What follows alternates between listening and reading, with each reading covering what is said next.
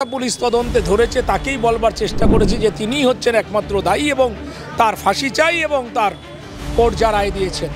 আমি বিনীতভাবে বলতে চাই, সিবিআই কি কলকাতা পুলিশ কমিশনারকে ডাকবেন না? তৎকালীন পুলিশ কমিশনারকে তার ফোন জানা হবে না তিনি কি কথা বললেন সারা রাত? এখন সিবিআই প্রথম থেকে অনেক কথা বললেও এখন সিবিআই প্রায় একই সুরে কথা বলবার চেষ্টা করছেন।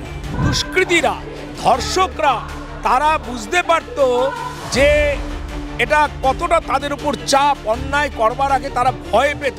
ওর যাই বলবার চেষ্টা করুক না কেন, বাংলার মানুষ বুঝতে পেরেছেন কি হয়েছে এবং যারা কিছুটা হলেও ঘরে ঢুকে গেছেন তাদের মধ্যেও এটা আফসোস যে কিছু হবে না। দেখা যাচ্ছে প্রতিটা ঘটনায় অভিযুক্তরা ছাড়া পেয়ে যাচ্ছেন, ফলে দুষ্কৃতী রাজ আরও বাড়ছে।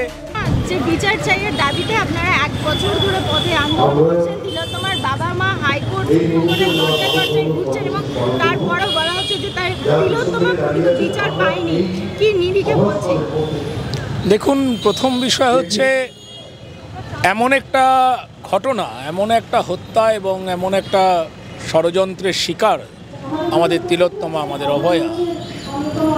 সারা দেশের মানুষ, সারা রাজ্যের মানুষ তার বোধ থেকে, উপলব্ধি বোধ থেকে বুঝতে পারছেন যে বিচার হচ্ছে না। নানা রকম ঘটনা আছে, কনসিকুয়েন্সেস আছে যা দিয়ে প্রমাণ করা যায় যে ঘটনায় কেবলমাত্র একজন যুক্ত ছিলেন, এটা হতে পারে না।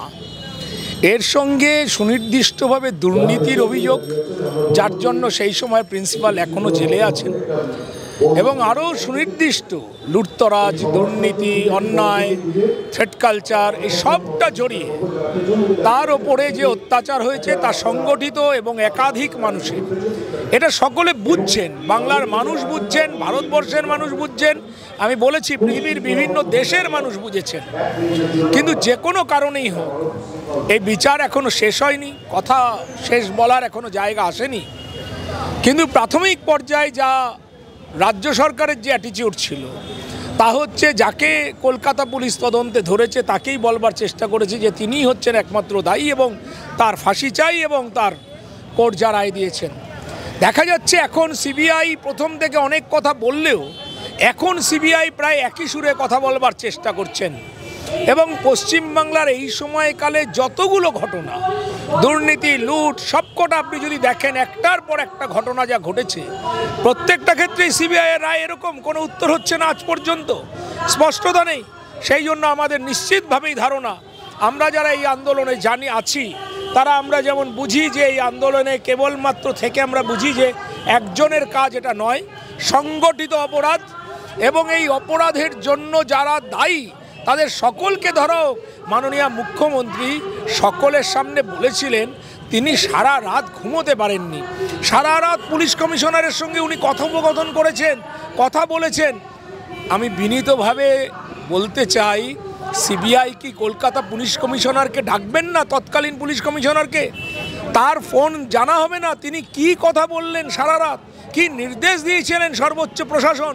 সবটাই তো মানুষের সামনে আসা উচিত, সিবিআইয়ের তদন্তের আওতায় আসা উচিত। তা কেন আসছে না?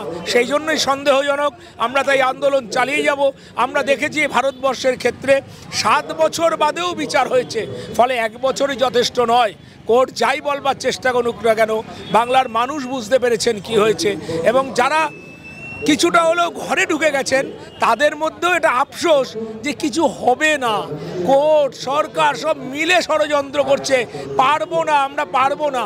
আমরা সেটাই বলছি, রাস্তার আন্দোলনকে জারি রাখতে হবে, রাস্তায় থাকতে হবে, আমাদের জয় ছিনিয়ে আনতে হবে, বিচার ছিনিয়ে আনতে হবে।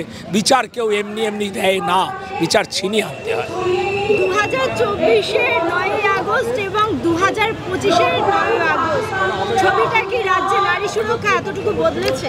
আমার তো যদি আমাকে প্রশ্ন করেন তাহলে তো আমি একটার পর একটা ঘটনা দিয়ে প্রমাণ করব যে নারী সুরক্ষা মানে একটুও বাড়েনি, নারী সুরক্ষা কমেছে। তার কারণ হচ্ছে যদি বিচার পেতেও, তিলোত্তমা, অভয়া যদি বিচার পেত তাহলে দুষ্কৃতীরা, ধর্ষকরা তারা বুঝতে পারত যে এটা কতটা তাদের উপর চাপ, অন্যায় করবার আগে তারা ভয় পেত, কিন্তু আমাদের বাংলায় দুষ্কৃতীরা এখন অকুত ভয়, কারণ তার পাশে রাজনৈতিক সমর্থন আছে।